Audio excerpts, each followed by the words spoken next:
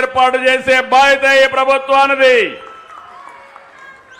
11,449 బస్సుల్లో 8,458 బస్సులు మీకోసం స్త్రీశక్తి కోసం కేటాయించాం.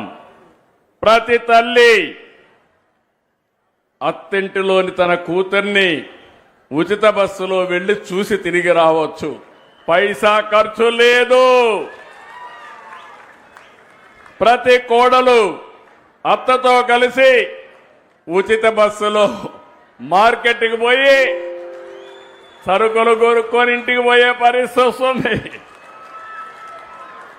ప్రతి మహిళ, ప్రతి యువతి ఉద్యోగానికి విధులకు ₹1 ఖర్చు పెట్టకుండా అదనంగా డబ్బులు సంపాదించుకునే పరిస్థితి వస్తుంది.